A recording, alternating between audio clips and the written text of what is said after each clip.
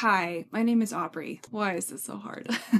I'm scared. I'm actually terrified of what's going on in my country right now. As someone with a uterus, as someone in a biracial marriage, as someone who is a friend and ally to so many communities that are being targeted right now, I've never been scared of my government before, which is an incredibly privileged thing to say. But truly, I mean, I've been angry with my government, outraged even. I have screamed at my TV, I have protested, I have donated, I have cried. But I have never been afraid of democracy itself crumbling before. And I'm feeling a level of helplessness that I've never felt. I'm just fucking scared. Like, I'm just scared. And I know that many of you out there are scared too. And I wanted to make this video as a way to say that you are not alone, but also to maybe spark a bit of hope. So when the world is on fire, keep reading. When I say that, I don't mean it in a like stick your head in the sand and ignore everything that's happening kind of way. I mean as a direct act of defiance. I mean as an act of protest, as an act of rebellion. The fact of the matter is that censorship is on the rise. So the American Library Association's Office for Intellectual Freedom released data documenting book banning throughout the United States, and they found that challenges of unique titles went up by 65% in 2023 compared to 2022. So from one year to another, it increased by 65%. PEN America, which, if you don't know, is a nonprofit organization that advocates for free expression and the freedom to write, has tracked more than 10,000 public school book bans in the 2023 to 2024 school year alone. Our president has vowed to end radical indoctrination in K through 12 schools, threatening to revoke federal funding from schools that teach about gender identity, racism, and sexism, and has promised to introduce patriotic education, whatever that fucking means. And this kind of thing is not just happening in schools and school libraries. This is happening in public libraries. So the number of titles targeted for censorship at public libraries increased by 92% over the previous year. 92%.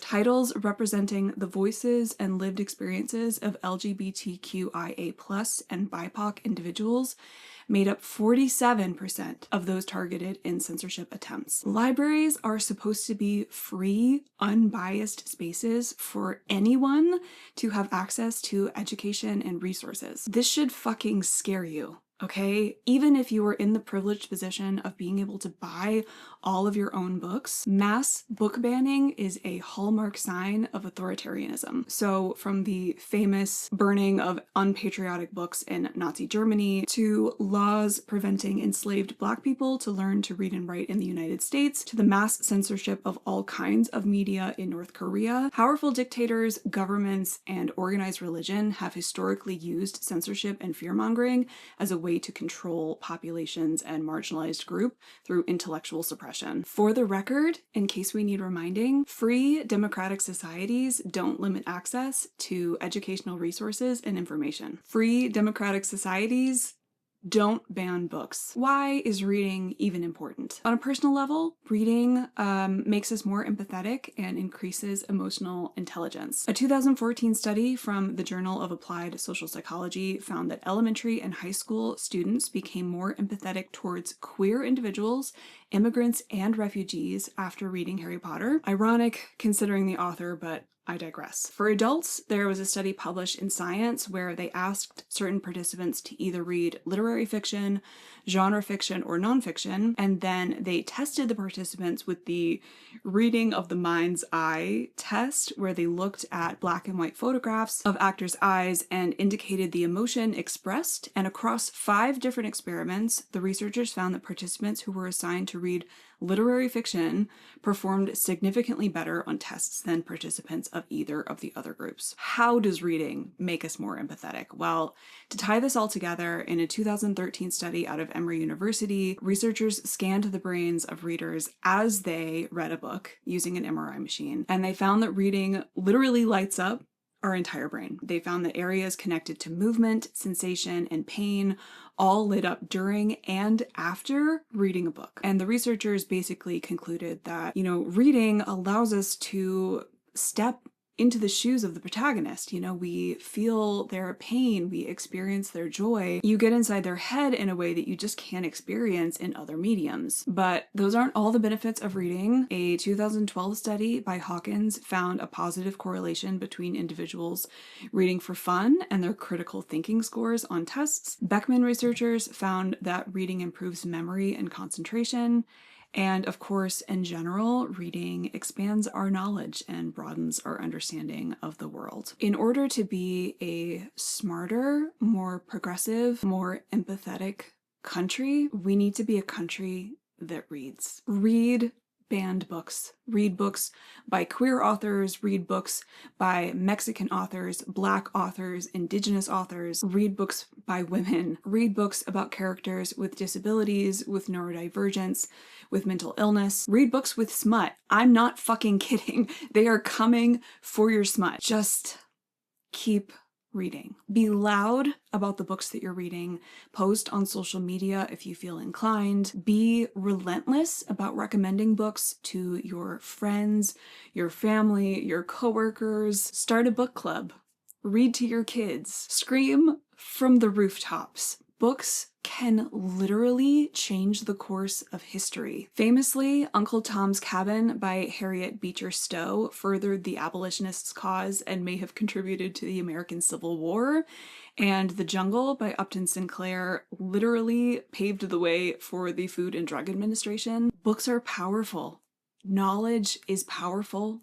And so are you. If you want to go a bit further, support your local library to the best of your ability. I know that not everyone has access to a library, but if you do, please use it. And you don't even necessarily have to use it for books. Like, libraries are amazing community hubs. There might be events going on or classes that you can take. You can always donate money or you can always donate books. However you can help your local library is a great place to start. If you want to go even a step further than that, you can serve on your local library board or school board. You can attend civic meetings, and you need to make sure that you're voting in your local elections. I will admit that I have not been good about this in the past, but I'm going to do my damnedest going forward to be better. On a bigger scale, if you're upset about book banning or any of the other bullshit going on, you have the right to contact your congressperson or your senator. They are elected officials. They work for you. You can go to house.gov to find out who your congressperson is, and you can go to senate.gov to find out who your senators are. From there, you can call or email them and tell them what you're upset about. Tell them specifically what you would like them to do differently, and ask for a response from them. Make noise,